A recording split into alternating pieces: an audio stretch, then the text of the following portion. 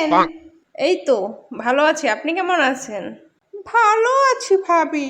ওই বাড়ির তানিয়া ভাবি আপনার নামে আমার কাছে কত কি বললো।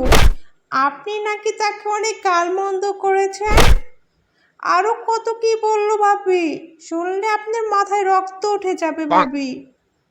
না ভাবি, আমি তেমন কিছু বলিনি। ও আমার নামে এত কিছু বললো বানিয়ে বানিয়ে। ওকে আমার বোনের মতো ভাবতাম, আর ও আমার নামে বদনাম করছে ভাবি। তবে কি আমি মিথ্যা কথা বলেছি ভাবি? সে আমার কাছে বদনাম করে বেড়ায় নাকি খালি? গ্রাম ভরে বদনাম করে বেড়ায়। তাহলে আসি ভাবি, অনেক কাজ পড়ে আছে। কি করছেন ভাবি? এই তো রান্না করছি।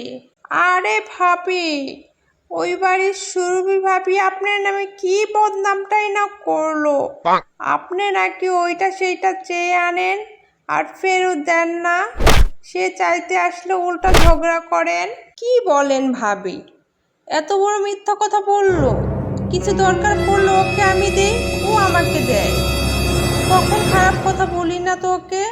আরে ভাবি, আপনি ওকে ভালো ভাবলে কি হবে? সে তো আপনাকে হিংসা করে, সবার কাছে আপনার নামে নিন্দা করে।